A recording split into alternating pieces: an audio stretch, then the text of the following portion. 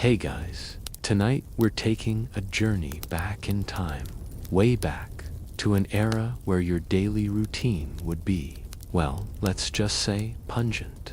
Imagine waking up not to the gentle hum of your air conditioner, but to the faint, lingering scent of last week's sweat, mingling perhaps with a hint of unwashed linen and the distinct, earthy aroma of the privy. You stretch, and a tiny, almost imperceptible shiver runs down your spine as you consider the monumental task of simply getting clean in 17th century France or England. No hot showers, no fluffy towels, no endless supply of fragrant soaps. You probably won't survive this, not with your modern sensibilities intact, anyway. So, before you get comfortable, take a moment to like the video and subscribe, but only if you genuinely enjoy what I do here. And while you're at it, drop your location and local time in the comments. I always love seeing where you're all tuning in from. Now, dim the lights. Maybe turn on a fan for that soft background hum, and let's ease into tonight's journey together. You find yourself not quite awake in a dimly lit chamber. The air is heavy, thick, with a mix of stale air and something vaguely animalistic. This isn't a 5-star hotel, not even a 2-star. This is your reality in 1600. Forget everything you know about hygiene. Seriously, just wipe it from your mind like a particularly stubborn smudge on a grimy window pane. Because the world you've just stepped into operates on an entirely different set of rules. Or perhaps a distinct lack thereof. When it comes to personal cleanliness, you might envision powdered wigs and opulent gowns. And yes, those were certainly present, but beneath the silk and lace, a very different story unfolds. Let's begin by dismantling a common misconception that people in the past were just universally filthy and didn't care. That's a little too simplistic, isn't it? The truth, as always, is far more nuanced and, frankly, a lot more fascinating. Their understanding of health, disease, and the very concept of clean was fundamentally different from ours. When you think about it, what even was dirt to them? Without microscopes, without germ theory, the invisible world of bacteria and viruses was well invisible. So their approaches to staying clean were often based on sensory input. What smelled bad, what looked bad, rather than what was truly efficacious in preventing illness. You wake up, for instance, in a grand Parisian residence. Your bed is likely a large affair, perhaps with heavy curtains designed to keep out drafts and, let's be honest, to trap in a bit of body warmth. The first thing you notice is not a fresh breeze, but the accumulated odors of a household that hasn't seen a deep clean in quite some time. The concept of airing out a room daily wasn't quite the priority it is today. You might have a small basin and pitcher nearby, perhaps for a quick splash of water on your face and hands. But this is more for freshening up than for true cleansing. Think of it as a quick wipe with a damp cloth, not a full scrub. In your mind, you might be picturing luxurious baths, perhaps inspired by Roman or Ottoman traditions. But by the 17th century, in both France and England, public bathing, once a somewhat common practice, had largely fallen out of favor. Historians still argue whether this decline was primarily due to changing social norms. Increased fears of disease spread in shared water without understanding why diseases spread, or even moralistic objections to the perceived debauchery of bath. Whatever the reason, the collective consciousness had shifted. Water, particularly hot water, was often viewed with suspicion. It was believed by some medical practitioners that opening the pores through bathing could allow noxious humors and diseases to enter the body. Yes, you heard that right. The very act of getting clean was seen by some as a health risk. Imagine that conversation. "Oh, you're looking a bit pale today. Perhaps you had a bath." So, if a full body wash wasn't a regular occurrence, how did people manage? Well, they didn't manage in the way we understand it. Much of 17th century hygiene revolved around dry cleaning and masking. You'd find yourself reaching not for a bar of soap, but perhaps a piece of rough cloth to rub down your skin or a brush for your clothes. The idea was to remove visible dirt, dust, and perhaps a layer of dead skin. This was often followed by generous applications of perfumes, pomanders, and sachets. Think of it as an elaborate game of hide-and-seek with body odor, where the odor was always just a little bit better at hiding. You might carry a pomander, a small perforated container, filled with aromatic substances like ambergris, civet, musk, or various herbs and spices. This wasn't just a fashion accessory. It was your personal air freshener, held to the nose to combat the less than pleasant smells of the street. Your companions, or indeed yourself. It's like carrying around a tiny, exquisite car air freshener, except it's for your entire existence. Consider the clothing you're wearing. It's likely made of wool or linen. Cotton was less common, and synthetic fabrics, of course, were centuries away. These materials, particularly wool, absorbed odors remarkably well. And because washing clothes was an arduous, labor-intensive process, garments were worn for extended periods between washes. You might have several layers, a linen chemise or shirt closest to the skin, which was considered the washable layer, designed to absorb sweat and oils. This layer might be changed more frequently, perhaps once a week, for the more fastidious. But for many, even that was a luxury. On top of that, you'd have your outer garments, which might see a professional cleaning only a few times a year, if at all. For these, beating, brushing, and airing were the primary methods of freshening. You'd see servants vigorously beating cloaks and doublets, trying to dislodge the accumulated dust, grime, and perhaps a few unwelcome critters. The concept of a fresh scent was also different. While we associate cleanliness with a crisp, subtle, almost neutral aroma, they often associated it with strong, complex perfumes. These weren't just for pleasantness. They were often believed to have medicinal properties to ward off miasma, the bad air believed to cause disease, or simply to assert status. If you could afford expensive perfumes, you were clearly a person of means, and your scent, however overpowering to our modern noses, was a testament to your wealth and sophistication. It was a bit like saying, "Yes, I smell like a flower garden that's had a mild explosion of patchouli, but at least I don't smell like a fish market." This was their idea of cleanliness, or at least controlled olfaction. You might also observe that water itself was a precious commodity. Running water in homes was a rarity, reserved for the very wealthiest. Most people relied on wells, rivers, or communal pumps.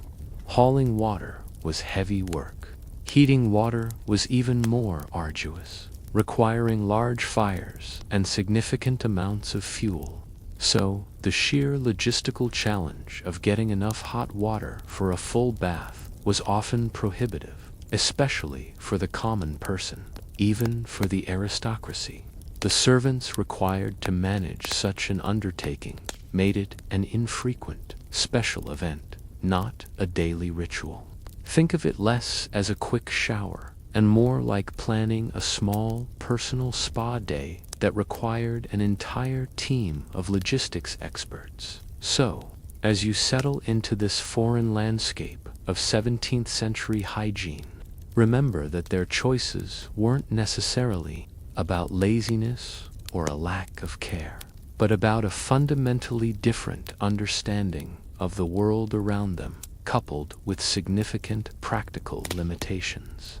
They were doing what they believed was best, given their knowledge and resources.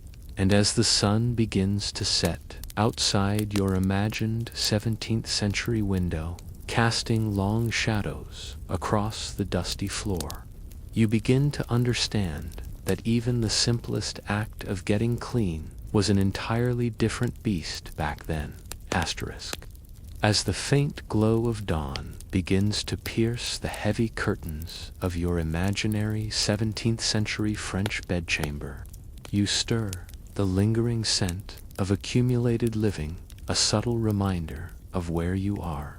Yesterday, we dipped our toes into the general atmosphere of 1600s hygiene, or lack thereof. But now, let's zero in on France, specifically.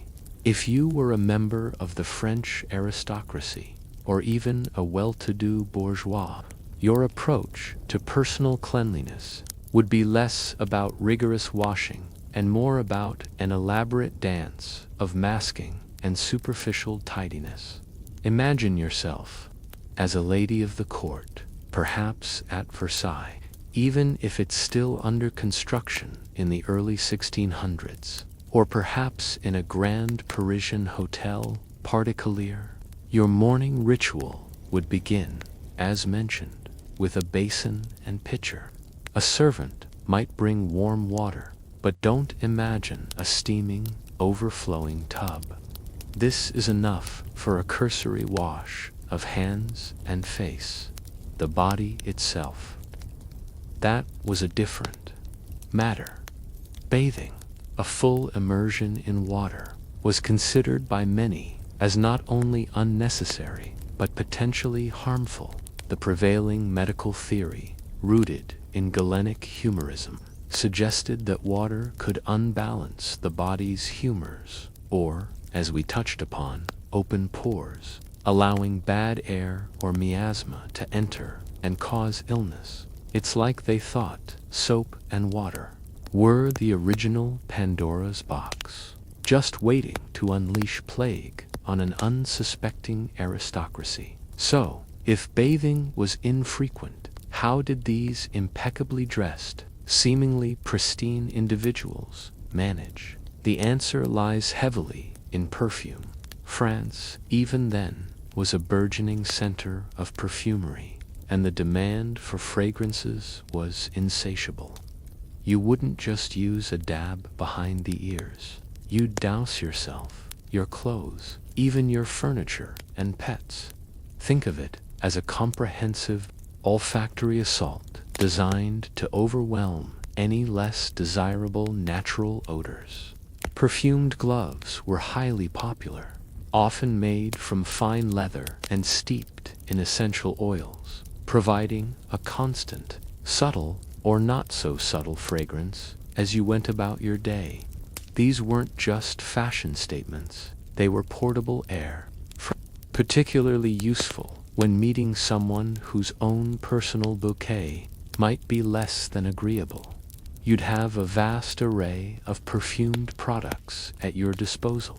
Scented powders made from orris root, violet, or pomades for your hair infused with jasmine or rose. Perfumed waters for rinsing your mouth, though not necessarily brushing your teeth.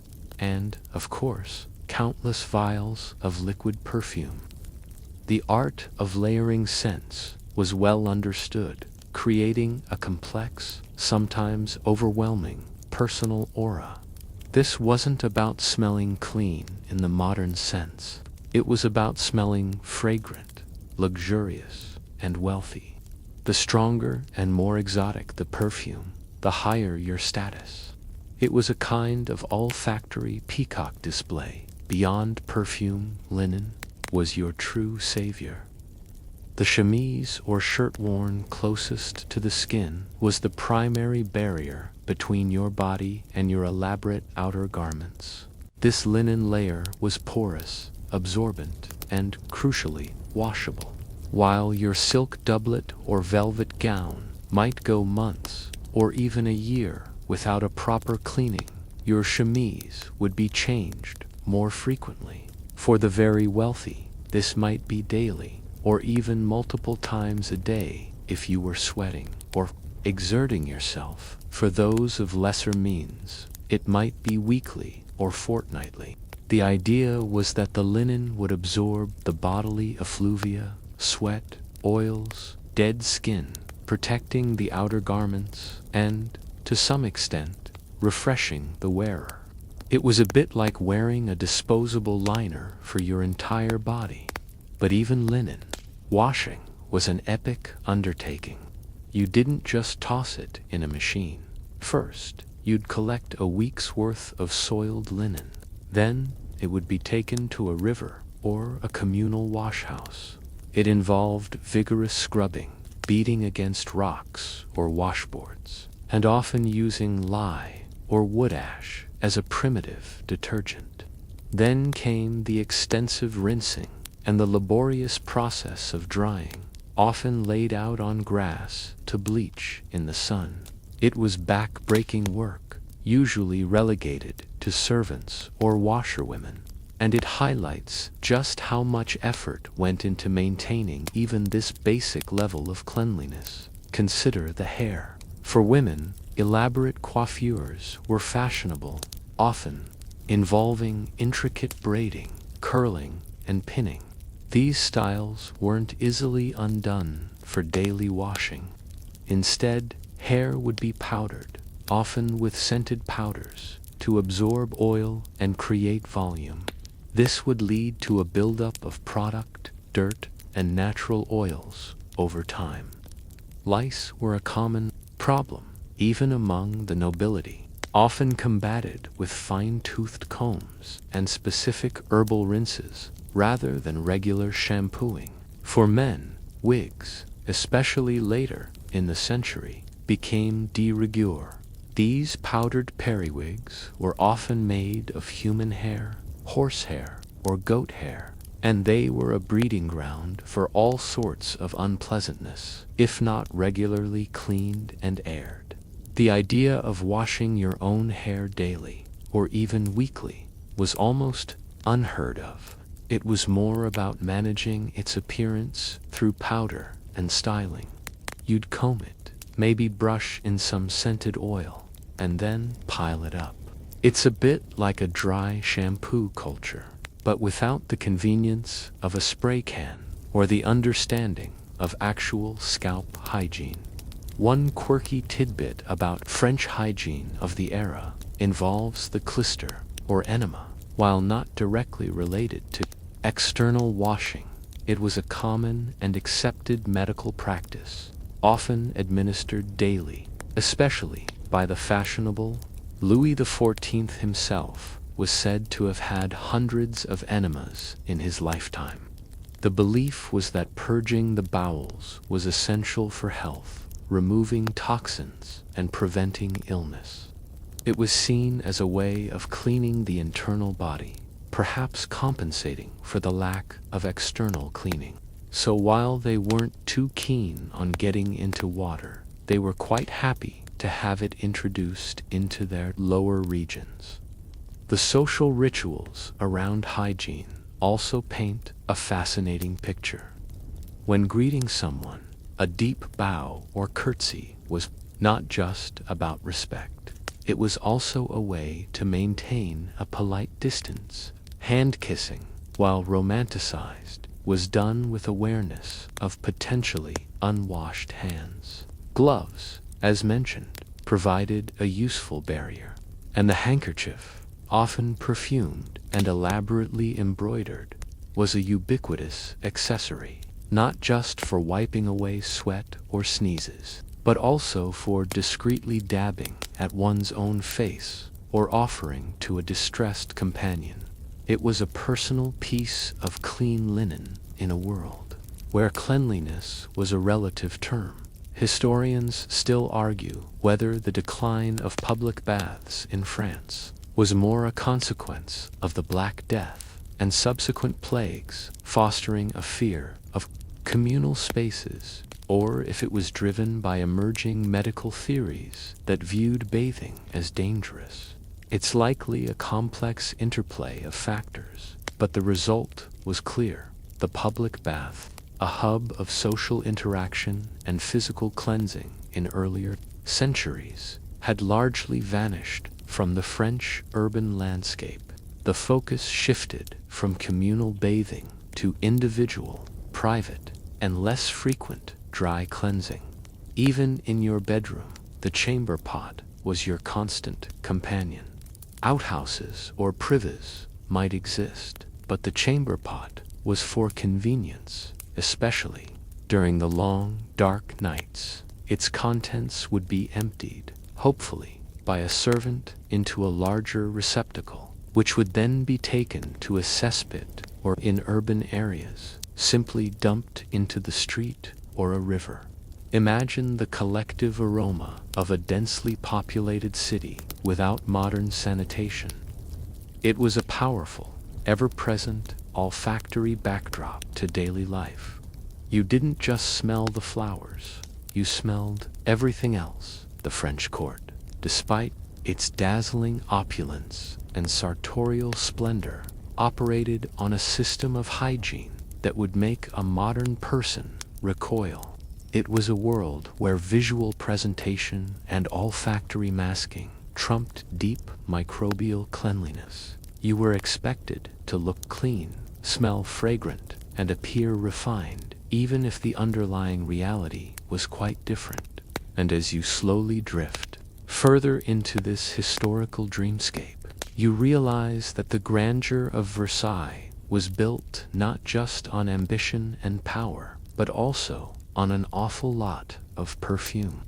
As the lingering scent of French perfume from our last section begins to fade, a new, slightly damper atmosphere settles around you. We're now crossing the English Channel, stepping into 17th century England, a land where personal hygiene, while still far removed from our modern standards, often took a subtly different, perhaps slightly more watery, approach than its continental counterpart. While the French leaned heavily on perfume and dry cleansing, the English, though still wary of full immersion, seemed to embrace water, at least superficially, with a little more gusto. Imagine yourself in a moderately prosperous English home in, say, London or a country estate. But here, there might be a greater emphasis on what was called washing the hands and face clean, rather than just a quick splash for refreshment.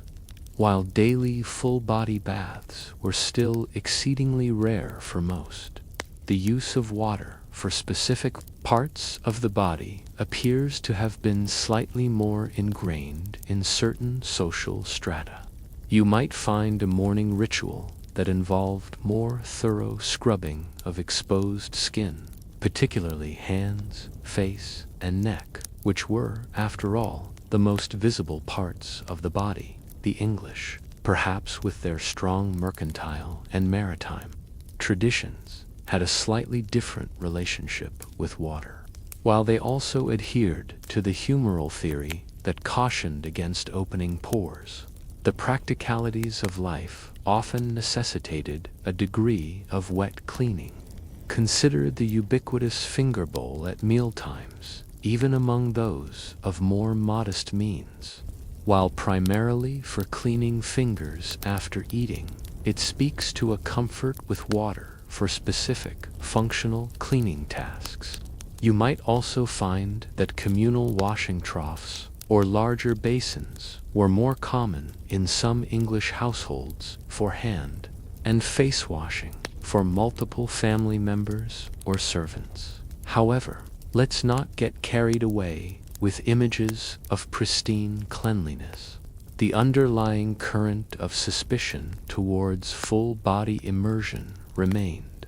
A significant historical fact is that public bathhouses in England, much like in France, had largely fallen out of favor, again often associated with disease and immorality. So, if you wanted a more comprehensive wash, it had to be done privately, usually in a bedroom, with heated water brought in by servants. This was a logistical feat. Imagine the sheer effort: water drawn from a well or pump, carried to the kitchen, heated over a fire, then lugged upstairs to your chamber. This wasn't a casual 10-minute affair. It was an event, planned and executed with considerable effort. Or, when one felt particularly unwell and believed a specific herbal bath might offer a cure instead of perfume. The English often relied more on natural scents and ventilation. While perfumes were certainly used by the wealthy, there wasn't the same obsessive, layered approach seen in France. Instead, you might find English homes focusing on airing out rooms, using sweet-smelling herbs strewn on floors, rushes, or hung in sachets, and opening windows when the weather permitted. The idea was to introduce fresh air and mask odors with natural botanicals, rather than overpowering them with animalistic musk and heavy floral notes. It was a more understated olfactory approach, a bit like preferring a gentle potpourri to a full-on incense ceremony. Linen, again, was the unsung hero of personal hygiene. Your linen shirt or shift was your primary defense against personal grime. The English placed great emphasis on clean linen as a mark of respectability. Changing your linen shirt or shift regularly, perhaps every few days for the gentry, weekly for tradespeople, and less frequently for the poor, was a more common practice than full body washing. This was because linen was relatively easy to wash and dry, and it was understood that it absorbed the sweat and sordid dirt of the body, keeping the outer garments cleaner. A man might own several shirts, ensuring he always had a relatively fresh one to put on. It's almost as if they outsourced their bathing to their undergarments. The treatment of clothes, particularly outer garments, was similar to France. Brushing, beating, and airing. Woolen cloaks and coats were not washed frequently, if ever. Spots and stains might be scraped off or treated with specific, often harsh, cleaning agents like fuller's earth or even urine.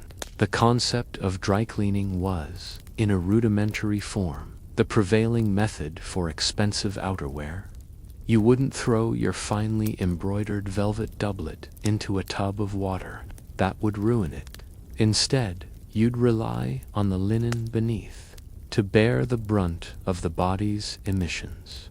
Oral hygiene was still largely neglected. While some might rub their teeth with a cloth or use a concoction of herbs or ashes, formal toothbrushing as we know it was virtually non-existent. Bad breath was rampant, a common complaint even in polite society. You might find some quirky remedies, like chewing on parsley or cloves to mask odors, but the underlying issue of plaque and decay was rarely addressed. It makes you appreciate your daily minty fresh toothpaste, doesn't it? Hair care also followed a similar pattern to France, with less emphasis on washing and more on styling and managing. For women, elaborate caps, coifs, and later, towering hairstyles meant that hair was often not washed for weeks or months. It would be powdered to absorb oil and give volume, and combs were used to remove tangles and, regrettably, lice. For men, the growing popularity of wigs, especially after the Restoration, meant that the wig itself became the focus of grooming rather than the natural hair beneath. Wigs were powdered, combed, and aired, but rarely washed. The real hair underneath was often shaved short or kept very close to the scalp. Hygiene is the widespread use of nosegays, or small bouquets of sweet-smelling flowers and herbs. These weren't just decorative, they were functional. People would carry them to hold to their noses when passing through particularly foul-smelling streets, markets, or crowded assemblies. It was their personal, portable air filter, a more rustic, and perhaps less aristocratic alternative to the French pomander. It reflects a slightly more practical, for those of means, almost every aspect of cleaning, from fetching water to washing linen, from brushing clothes to emptying chamber pots, was performed by staff. This allowed the gentry to maintain a facade of effortless cleanliness, even as the realities of sanitation remained primitive. The labor involved in maintaining even the most basic standards of hygiene was immense, highlighting the vast social divide. A truly clean person was often one who could afford others to do the dirty work for them. Historians still argue whether the English Protestant Reformation, with its emphasis on sober piety and a rejection of Catholic excesses which some associated with the decadent public baths of earlier times, played a role in the different trajectory of English hygiene compared to continental Europe.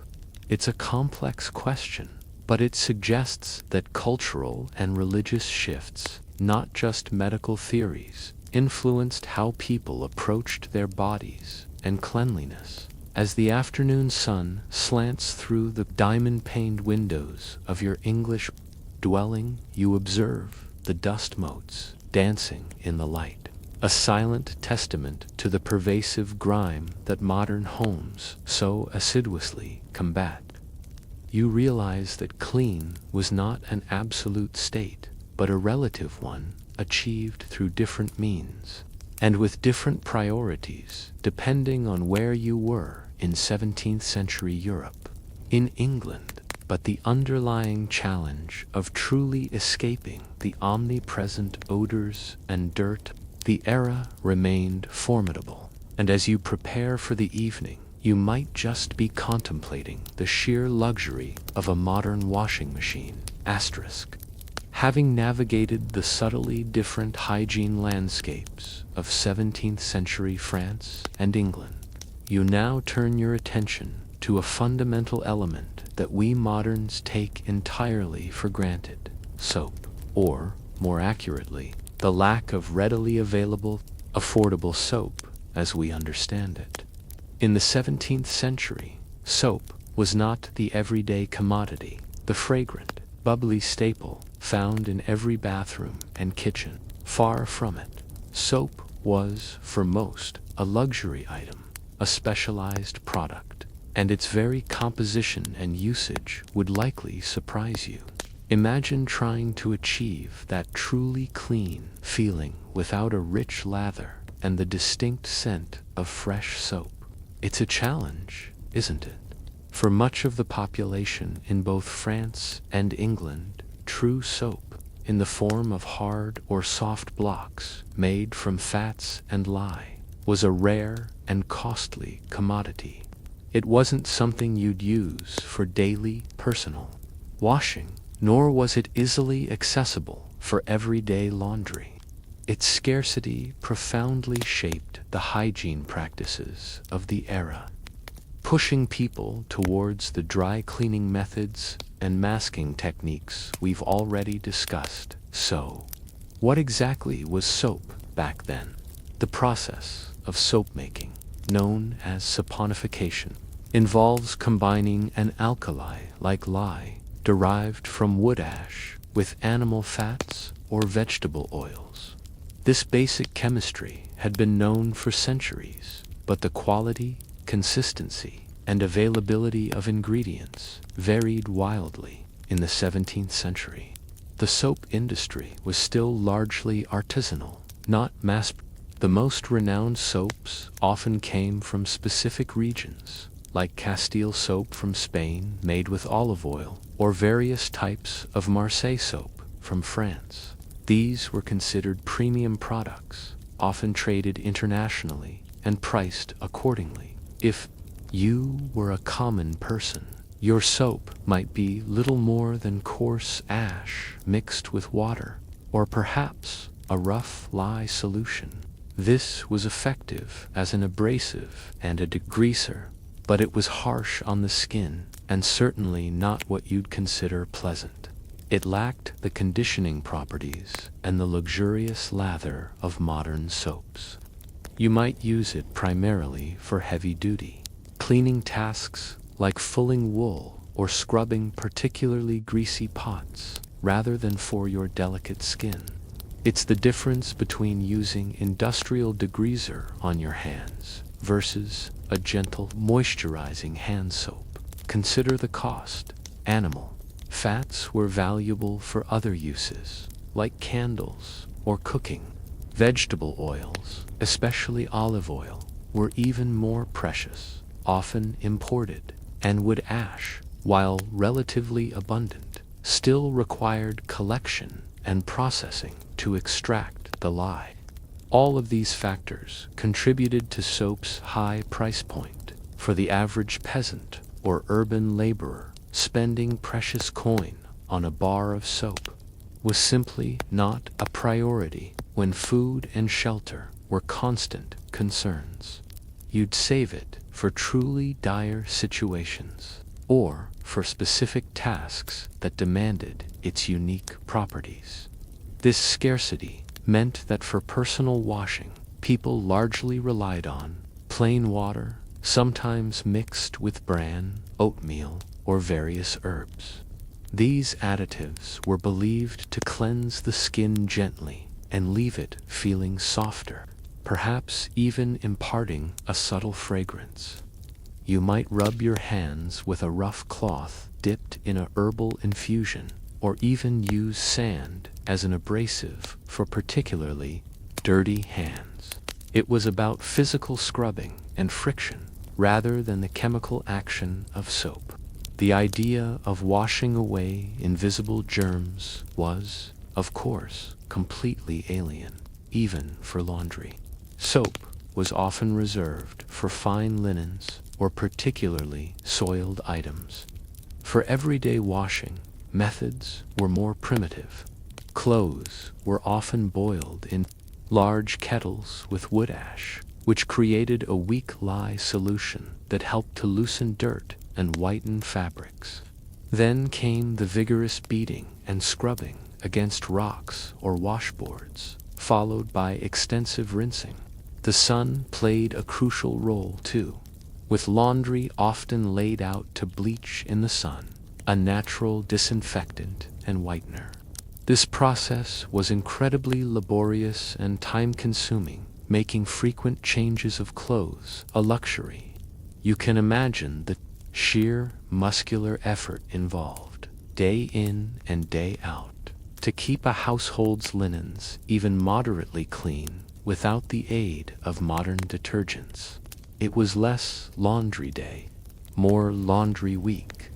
One quirky tidbit related to soap's scarcity is the use of various alternatives for perceived cleanliness.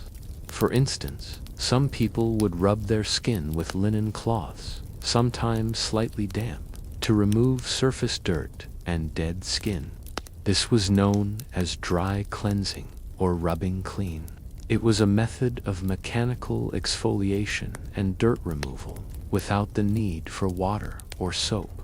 You might even find references to people using specialized brushes or rough sponges made from natural fibers for this purpose. It was all about visual cleanliness and the removal of tangible grime rather than a deep microbial cleanse. The lack of widespread soap also meant that body odor was simply a more accepted part of daily life. While perfumes were used by the wealthy to mask it, for the vast majority, personal scent was an unavoidable reality. The strong smells of crowded streets, unwashed bodies, and poor sanitation formed the pervasive olfactory backdrop of 17th century urban life. Your nose, in this era, would be constantly assaulted by a symphony of aromas that we would find utterly overwhelming today. It's like living permanently inside a rather intense medieval reenactment fair. Except everyone's been there for weeks without a shower. Historians still argue whether the limited availability and high cost of soap significantly contributed to the spread of certain diseases, particularly skin conditions and infestations, by hindering effective personal hygiene. While germ theory was centuries away, the practical benefits of soap in removing dirt and grease, which harbor pathogens, are undeniable.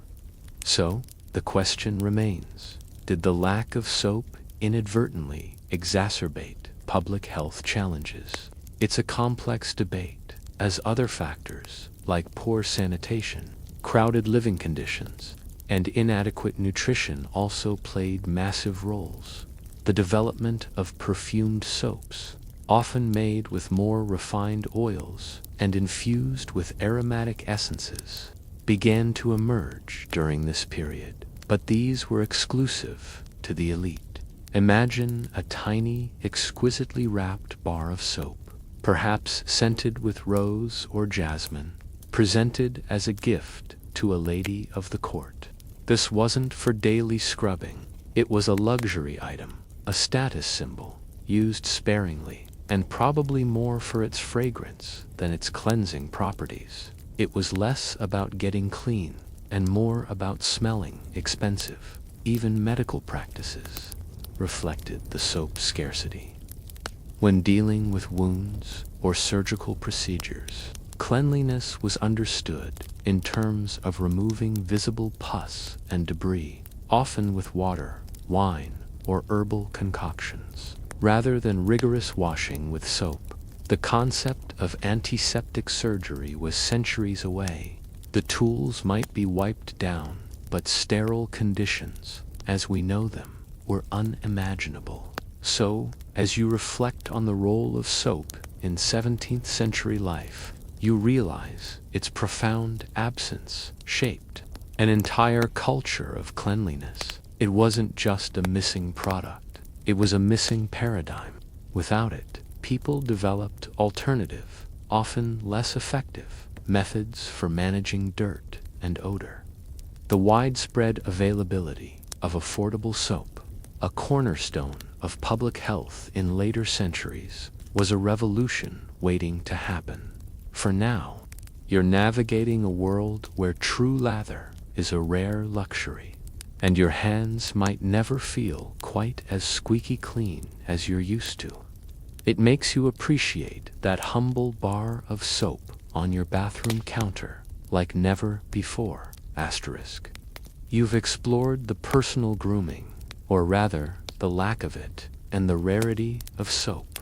Now, let's widen our gaze from the individual to the household, specifically focusing on a chore that was in the 17th century, nothing short of a Herculean task: laundry. Forget the hum of your washing machine, the gentle tumble of your dryer, or the convenience of a quick cycle. In 1600s, France and England, laundry day was less a day and more an arduous, multi-day, back-breaking event that demanded immense physical labor, significant resources, and often an entire household's collective effort. Imagine, if you will, the sheer volume of fabric that accumulated in a household, particularly for those with any degree of wealth. Beyond the personal chemises and shirts we discussed, There were bed linens, table linens, towels, though not as ubiquitous as today, and various household cloths. All of these required cleaning, and all of them absorbed the dirt, sweat, and smells of daily life. The concept of fast fashion and disposable clothing was light years away. Garments were valuable, meant to last, and their care was paramount. The process typically began with collection. For a larger household, dirty linens would accumulate over several days, or even a week or two, before a major wash was undertaken. This meant storing soiled items, which, let's be honest, would contribute to the general aroma of the living quarters. Then came the sorting. Finer linens separated from coarser ones, whites from anything that might bleed color, though color fastness was often unreliable anyway. Next, the soaking. Linens would often be placed in large wooden tubs or barrels, sometimes overnight, in plain water or a weak lye solution derived from wood ashes. This preliminary soak helped to loosen surface dirt and stains. Think of it as a pre-wash, but on a grand manual scale. The water itself was a precious resource, often hauled from a well, a communal pump, or a nearby river. Heating this water for washing added another layer of complexity. Large cauldrons or copper pots would be suspended over open fires, requiring considerable fuel and constant tending. Then came the actual washing. This was not a gentle swirl. It involved vigorous agitation, often by beating the wet fabric with wooden paddles or battledores against a hard surface, such as a stone slab, a wooden washboard, or even a riverbank. This physical beating helped to dislodge dirt and drive out soiled water. It was incredibly strenuous work, requiring immense upper body strength and endurance. You can almost hear the rhythmic thud-thud-thud of the paddles echoing across the village green or by the river. It was a communal activity in many places, with women gathering at the river or public washhouse, sharing news and gossip while performing this exhausting labor for particularly stubborn stains or to whiten fabrics. Various cleaning agents were used, as we touched on. True soap was rare.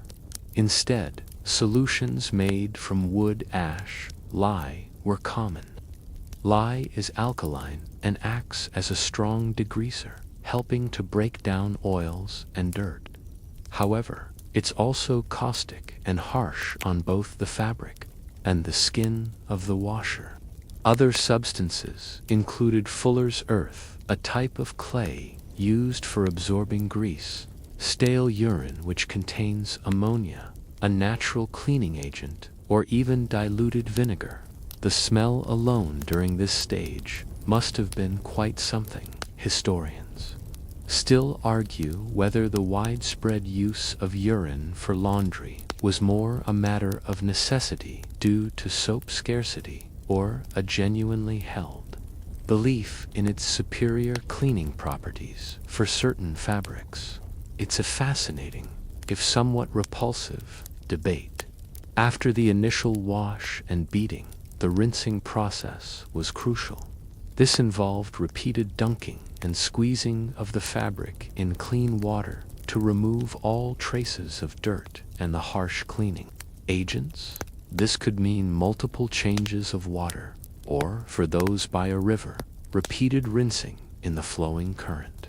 If linens weren't thoroughly rinsed, they would be stiff, scratchy, and could even cause skin irritation. Imagine the weight of waterlogged wool or heavy linen. Lifting and wringing these items required incredible strength. Finally, the drying linens would be wrung out by hand or with a rudimentary wringer, then spread out on grass, hung on lines, or draped over bushes to dry in the sun. The sun's rays were not just for drying. They also acted as a natural bleach, helping to whiten linens and kill bacteria. For the wealthy, dedicated drying yards might exist. For others, every available patch of sunny ground was pressed into service. The process was entirely dependent on the weather, meaning that a stretch of rainy days could delay clean laundry significantly, prolonging the cycle of accumulation and unpleasantness. Ironing, or rather pressing, was another distinct stage.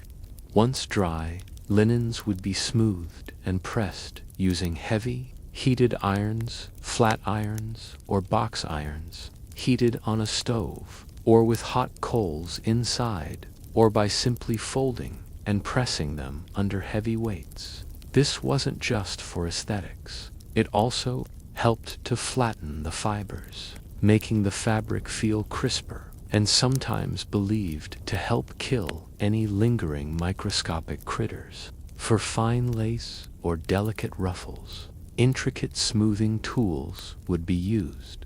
The sheer labor involved in laundry meant that it was almost exclusively the domain of women, either wives and daughters in poorer households, or a specialized team of washerwomen and laundresses in wealthier ones. These were often among the lowest paid and most physically demanding domestic jobs. Their hands would be raw from the lye and constant immersion in water, their backs aching from bending and lifting. It's a testament to their strength and resilience that this essential task was performed routinely. The frequency of laundry varied widely by social class. For the very poor, clothing might be rarely washed, perhaps only when visibly caked with dirt. For the middling sort, changes of linen might be weekly or bi-weekly. For the elite, daily changes of chemises and shirts were possible, but the outer garments, as noted, were cleaned far less often.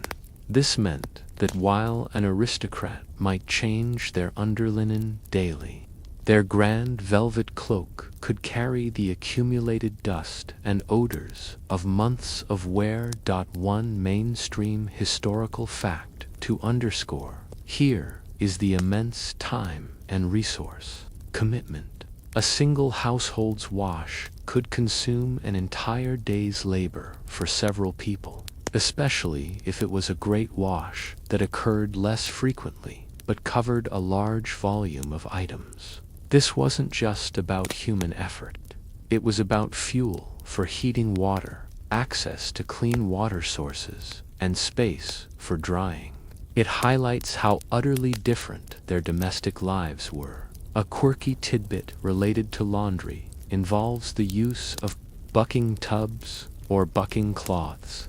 These were essentially large, conical wooden tubs or pieces of linen arranged to form a filter. Layers of soiled linen would be placed inside, alternating with layers of wood ash. Hot water would then be poured over the top, slowly percolating down through the ash and linen. The lye solution created by the water and ash would then leach through the clothes, acting as a primitive washing machine. The liquid that drained out the bottom, full of dirt and lye, was often collected and reused for coarser items, demonstrating a practical approach to resourcefulness. It's a bit like a very, very slow, gravity-fed, highly inefficient, and potentially skin-burning version of your modern front-loader. Historians still argue whether the extensive use of lye and other harsh chemicals in laundry, combined with the often cold, damp conditions of washing, contributed to specific health issues like skin ailments or respiratory problems among washerwomen. While direct causation is hard to prove without modern medical data, the physical toll of the work is undeniable, and it certainly paints a picture of hygiene as a potentially hazardous occupation for those tasked with its execution. So, as you envision the laundry day of the 17th century, you gain a profound appreciation for the mundane convenience of your washing machine. The effortless push of a button replaces hours of back-breaking labor, gallons of hauled water, and the pungent smell of lye and stale urine. It's a powerful reminder that clean today is not just a matter of habit, but a testament to centuries of technological advancement and a complete shift in our understanding of efficiency and sanitation. And as you imagine those calloused hands beating linens by the river, you might just feel a pang of gratitude for your gentle detergent. Having braced yourself through the rather grim realities of 17th century oral hygiene, in an era where daily washing was anathema and cleanliness was a foreign concept, the maintenance, or often the mere management, of hair, both natural and artificial, presented a unique set of challenges and introduced some truly fascinating, if somewhat unsettling, practices. Imagine yourself. Instead, hair care revolved around styling, oiling, powdering, and, regrettably, of the towering Funktangés style popular later in the century, or the elaborate curls and braids seen earlier. These elaborate coiffures were not designed to be easily undone for washing. Once styled, they were meant to last for days, if not weeks. This meant that hair washing was an extremely rare event, perhaps once a month, or even less frequently. So, how did they manage the oil and dirt buildup? Hair powder, often made from finely ground starch like rice powder or wheat flour, was liberally applied to absorb grease, add volume, and lighten the hair, sometimes tinted to complement the hair color or wig. This powder was often scented with orris root, lavender, orange blossom, or other perfumes, combining with the hair's natural oils and environmental dust. Imagine applying dry shampoo every day for weeks on end without washing your hair. Cleaning. Fine-toothed combs, often made of ivory or bone, were essential tools, not just for styling, but for dislodging loose hair, flakes of skin, and, yes, head lice were an almost universal problem across all social classes. It wasn't a sign of being dirty. Ladies of leisure might spend hours having their hair picked through by servants, a rather intimate, if unglamorous, form of social grooming. For men, the story often revolved around wigs, especially as the century progressed and the fashion for the elaborate periwig took hold. Inspired by Louis XIV's receding hairline, these massive, cascading wigs became the ultimate status symbol. They were incredibly expensive and difficult to maintain. A gentleman's natural hair beneath the wig was often shaved short or kept very closely cropped. This natural hair might be washed slightly more often than a woman's long hair, but still infrequently. The wigs themselves were rarely washed. Wig stands. The powder, again, helped to mask odors and maintain the desired look. Special long-handled combs were used to scratch under the wig without having to remove it in public, a discreet way to deal with an ever-present itch. The sight of a gentleman subtly scratching his wig was not uncommon.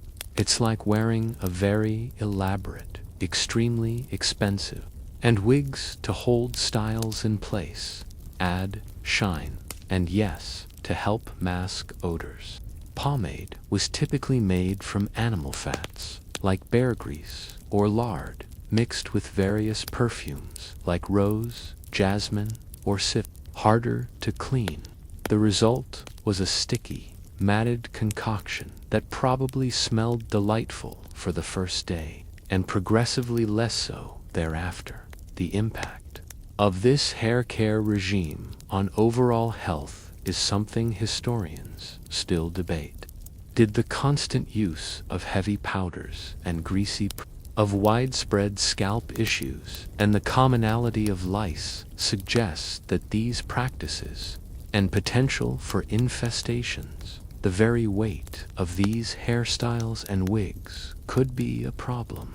Elaborate coiffures for women, often built over pads and wires, could cause headaches and neck strain, leading to discomfort and excessive sweating beneath them. This, in turn, would lead to more oil and odor. A well-powdered wig or an intricately styled head of hair signaled wealth, status, and adherence to current fashion or neglect. In this era, they were not just stylists. They were also responsible for the ongoing maintenance of these hairpieces, regularly visiting to refresh the master's collection of periwigs. The stark contrast between the visual splendor of 17th century hair and the underlying hygienic reality is a powerful one. You see portraits of figures with perfect powdered coiffures, reality, and where the aesthetic ideal of cleanliness was achieved through elaborate masking rather than fundamental washing. And as you imagine the pervasive itch that must have been a daily companion for many, you find yourself instinctively reaching up to scratch your own head, grateful for your modern shampoo asterisk. We've delved into personal hygiene, the arduous task of laundry.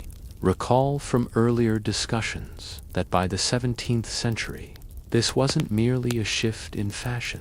It was a complex decline driven by evolving social norms, religious perspectives, and, crucially, a growing, if misguided, fear of disease. Imagine yourself strolling through a bustling 17th century European city. You won't find the inviting communal bathhouses that were once a hallmark of Roman civilization, or, indeed, that were still common in parts of the Ottoman Empire. By this period, many of the medieval bathhouses had either been repurposed, fallen into disrepair, or were operating under a cloud of suspicion. The grand public baths, once centers of social interaction and physical cleansing, had become, for many, symbols of moral decay and, more significantly, perceived sites of contagion. One of the most mainstream historical facts regarding the decline of public baths is their association with the spread of disease, particularly syphilis. Though the precise mechanisms of disease transmission were not understood, germ theory was still centuries away. Remember? Empirical observation suggested a link between shared bathing spaces and the spread of sexually transmitted infections. Syphilis, a relatively new and terrifying disease in Europe since the late 15th century, had a profound psychological impact. The fear of contracting this debilitating illness, often linked to promiscuity, led many to view public baths as dens of vice and infection. This fear, whether entirely justified or not, certainly fueled their demise. Beyond venereal diseases, the sheer number of devastating plagues and epidemics, particularly the Black Death in earlier centuries and recurring outbreaks thereafter, fostered a deep-seated fear of communal spaces and practices that involved close physical proximity or shared water.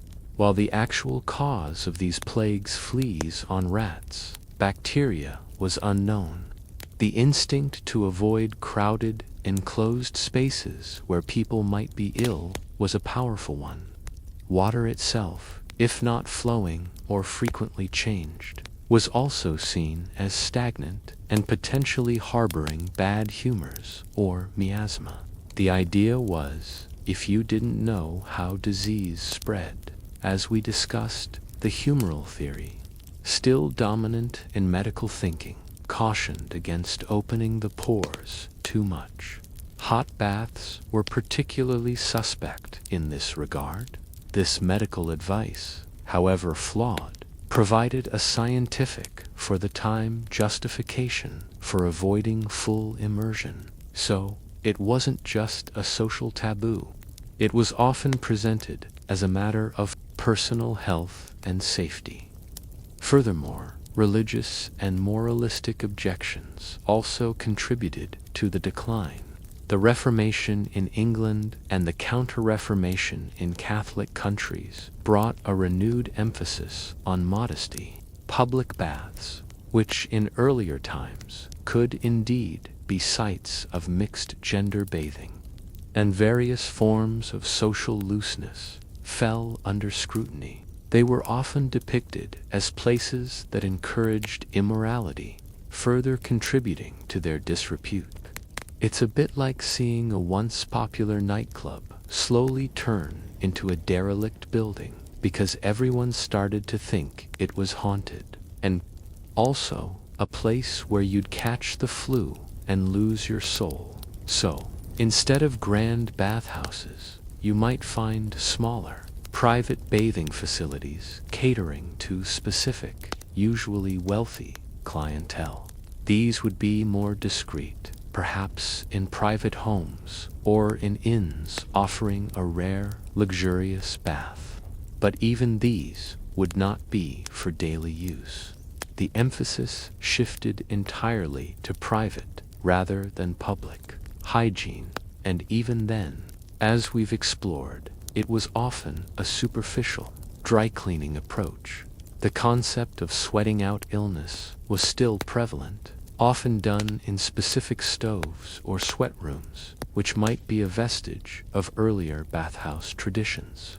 But these were generally therapeutic, used for specific ailments rather than for general cleansing.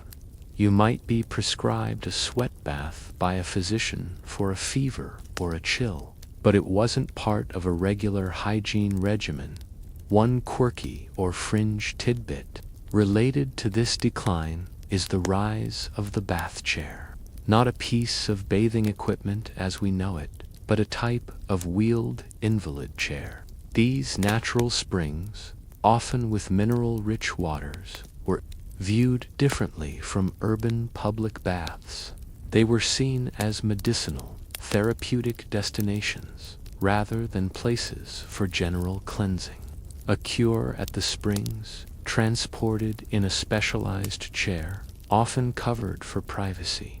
It highlights the distinction between recreational social bathing, which died out, whether the decline of public baths was a primary cause of declining public health in early modern cities, by removing a potential avenue for widespread personal cleanliness, or simply a symptom of broader shifts in medical understanding and social morality. It's likely a complex interplay. But the visual absence of these communal spaces speaks volumes about the altered relationship between. Without public baths, the burden of personal cleanliness fell entirely upon individual households, often without the necessary infrastructure or resources for effective washing. This exacerbated the general problem of widespread body odor and grime, which in turn fueled the demand for perfumes and masking agents. The lack of communal bathing also arguably contributed to a more individualistic view of the body and its care. The rivers and communal pumps remained their primary water sources, but these were often contaminated by urban waste, making them unsafe for anything but the most superficial cleansing. The idea of sanitation and clean water infrastructure was still in its infancy, further complicating any efforts at widespread public hygiene. As you step away from the vanished public baths of the 17th century, you feel a profound sense of contrast. Today, Public swimming pools and leisure centers are common, vibrant places, symbols of recreation and health. But back then, the very notion of shared water for cleansing had become tainted by fear, misunderstanding, and shifting moral codes. It's a testament to how deeply cultural and historical contexts shape our most fundamental practices. And as you imagine the empty, echoing halls where once laughter and splashing water resounded, you're reminded that progress isn't always linear, and sometimes even the seemingly obvious path to cleanliness can be abandoned for centuries. We've explored the changing landscape of public baths and the general approach to personal care. Now, let's dive deeper into the why behind these practices, focusing on the prevailing medical theories of cleanliness in 17th century France and England. Forget everything you know about germs, bacteria, and viruses. In this era, the human body and the causes of disease were understood through a fundamentally different lens, one that profoundly influenced their approach to hygiene. Imagine a world where disease wasn't caused by microscopic invaders, but by imbalances within the body or by noxious external influences. This was the reality of 17th century medicine, heavily dominated by the ancient Greek theory of humorism, attributed to Hippocrates. The human body was composed of 4 primary humors: blood, phlegm, yellow bile, and black bile. Each humor was associated with specific qualities: hot, cold, wet, dry, and corresponding elements: air, water, fire, earth. Health was believed to be a state of perfect balance among these humors. Illness, therefore, was a result of an imbalance, an excess or deficiency of one or more. So, how did this relate to cleanliness? Physicians believed that factors like diet, climate, exercise, and, crucially, environmental air and personal bodily emissions could affect humoral balance. This led to specific, often counterintuitive, advice regarding hygiene. For instance, sweating was often encouraged to expel bad humors or toxins from the body. You might see people wearing layers of heavy clothing or even undergoing specialized sweat treatments, not to feel fresh, but to purge their system. The concept of miasma was another central pillar of 17th century medical thought. Miasma was believed to be a noxious form of bad air, arising from decaying organic matter, stagnant water, or unventilated spaces. This bad air was thought to carry disease. If you smelled something foul, a putrid ditch, unemptied chamber, pots, unwashed bodies, it wasn't just unpleasant, it was considered actively dangerous. This belief reinforced the use of strong perfumes and aromatic substances, not just for social masking, but as a perceived medical defense against disease. Pomanders, nosegays, and perfumed gloves were literally thought to filter or purify the air you breathed, protecting you from harmful miasma. It's like a very early, very fragrant, personal air purifier, though utterly useless against actual pathogens. This fear of miasma also explained the aversion to certain types of water, particularly stagnant water. While some natural springs and flowing rivers were seen as healthy, standing water was suspect.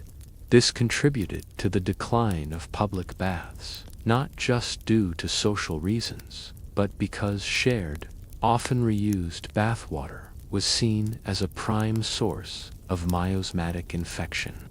The idea that water could carry disease was present, but the agent was bad air or humors within the water. not invisible microorganisms. As we discussed in the section on bathing, a significant mainstream medical belief was that washing, particularly with hot water, could open the pores of the skin. And if the pores were opened, it was believed that the body's vital heat could escape. Or, worse, that noxious miasma and external disease could enter the body, disrupting the humoral balance. Therefore, frequent bathing was often advised against by physicians, especially for the delicate or infirm. You might be told that washing too much would make you susceptible to colds, fevers, or more serious ailments. This directly contradicted our modern understanding that washing removes harmful substances. To them, it invited them in. This perspective led to a preference for dry cleansing or superficial washing, as it didn't involve fully immersing the body in water or excessively opening the pores. Rubbing the skin with a dry cloth, changing linen frequently, which absorbed superficial dirt and sweat without opening the body, and using powders and perfumes were all seen as safer, medically sound approaches to personal hygiene. It's like preferring a dusty broom to a wet mop because you believe the mop water will infect your floor. One quirky or fringe tidbit from this era is the practice of fumigation for cleansing not just spaces, but sometimes even people. Beyond perfumes, physicians might prescribe burning aromatic herbs, resins, or even tobacco in a room or around an individual to purify the air and ward off disease. This was often done for the sick, but also as a preventative measure. The smoky, pungent fumes were believed to cleanse the atmosphere of miasma, even if they simply added another layer to the already complex olfactory environment. It's a bit like trying to purify a room by setting off a very large, very smoky incense stick. Historians still argue whether the dominance of humoral theory and miasma theory, despite their scientific inaccuracies, inadvertently provided a framework for some practical, albeit limited, public health measures. For instance, the emphasis on ventilation to disperse miasma and avoiding stagnant water, while based on false premises, sometimes led to beneficial actions like opening windows or draining swamps, which would coincidentally reduce pathogen exposure. The question is, was their incorrect theory a hindrance, or, in some cases, a serendipitous guide to partial solutions? The understanding of skin was also different. It wasn't seen as a primary barrier against infection in the way we understand it. Instead, it was viewed as a permeable membrane through which humors and vapors could pass. Therefore, practices that kept the skin sealed and the humors contained were often preferred. This included wearing layers of clothing and avoiding practices that might weaken the skin's barrier. Even dental issues were often attributed to humoral imbalances or bad air entering the mouth, rather than bacterial action. Remedies would focus on rebalancing the humors through diet, purging, or bloodletting, rather than on direct oral hygiene. The concept of toothworms, as we discussed, was a more localized, specific explanation, but still within a framework that didn't involve microbial understanding. The role of purgatives and emetics also highlights the internal focus of their medical theories. Physicians often prescribed powerful laxatives, purgatives, or substances to induce vomiting emetics, to cleanse the body of excess or corrupted humors. These were often considered more vital to a person's cleanliness and health than external washing.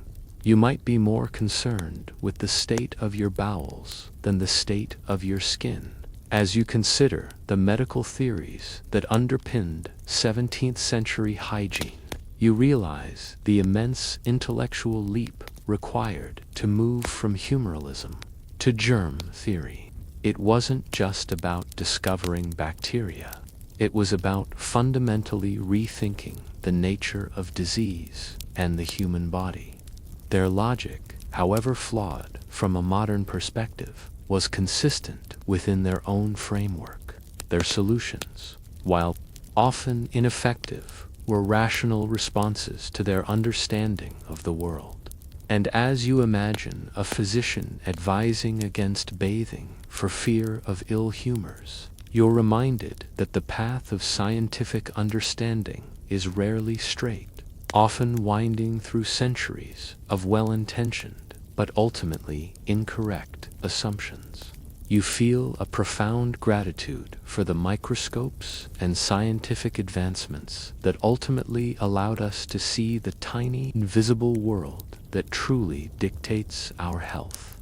Having grasped the medical theories that shaped 17th century hygiene, you now move to a more subtle, yet equally pervasive, aspect of daily life: how personal scent, or the deliberate lack of it, communicated social status. In an era where overt cleanliness was rare and often misunderstood, the way one smelled became a powerful, albeit unspoken, signifier of wealth, class, and even moral standing. Imagine walking into a crowded room. Your senses, particularly your sense of smell, would be immediately engaged. Unlike today, where a neutral, clean scent is the ideal, in the 17th century, the olfactory landscape was a complex tapestry of natural human odors, environmental smells, and, for the elite, carefully curated perfumes. It was within this rich tapestry that subtle and not so subtle social cues were exchanged for the aristocracy and the very wealthy. The goal was not necessarily to smell clean in our modern, sanitized sense, but to smell expensive and distinct. This was achieved through the lavish use of imported perfumes and scented products. As we discussed, France was a burgeoning center for perfumery, and the use of musks derived from deer, civet from civet cats, ambergris from sperm whales, and exotic floral essences like jasmine, rose, and orange blossom was widespread among the elite. These were incredibly costly ingredients, often imported from distant lands. Therefore, to heavily perfume oneself was an overt display of wealth and access.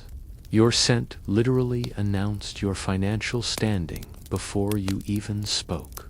Furthermore, these strong, often animalic perfumes were also believed to possess protective qualities against miasma. Strongly of musk or civet was not just a luxury. It was also perceived as a mark of health and discernment, suggesting you were actively fending off illness. This added another layer of prestige to the perfumed elite. You didn't just smell rich. You smelled, apparently, impervious to plague. The quality and freshness of one's linen also played a crucial role. Clean, frequently changed linen chemises and shirts, while not providing a deep clean to the body that absorbed sweat and body oils, offering a fresher alternative to skin directly touching outer garments. The fine, bleached white linen worn by the gentry, in contrast to the coarser, darker, and less frequently washed fabrics of the lower classes, was a visual and olfactory sign of status. The scent of freshly washed and sun-dried linen, however subtle, spoke of a household with ample servants, water, and fuel for laundry, resources unavailable to the common person. It was the scent of privilege, in contrast. For the vast majority of the population, the common laborers, the urban poor, rural peasants, the pervasive natural human scent was simply an accepted reality. Their access to soap was minimal. Their ability to frequently wash clothes was limited by time, resources, and the arduous nature of laundry. Their diets, often heavy in starches and fermented foods, also contributed to body odor. Their homes were often poorly ventilated, and sanitation was rudimentary, leading to a constant backdrop of less than pleasant smells, to smell of sweat, unwashed clothing, and the general grime of daily labor was simply to smell normal for their station. It wasn't a mark of shame. It was the unavoidable truth of their existence. It's like the scent of a busy workshop or a bustling market, functional, but certainly not perfumed. One of the mainstream historical facts highlighting the link between scent and status is the practice of presenting scented objects. For example, a beautifully crafted pomander filled with precious aromatics was a highly prized gift among the elite. Similarly, intricately perfumed gloves or sachets of potpourri were given as tokens of esteem. These weren't just decorative, they were functional symbols of wealth and good taste, designed to be seen, handled, and most importantly, smelled. A quirky or fringe tidbit concerns the sweat of a rich man. There's anecdotal evidence that some people believed the sweat of a wealthy person was less noxious or even held some positive quality, simply because of their perceived purity or superior diet. Conversely, the sweat of the poor was sometimes thought to be inherently more foul or even disease-carrying.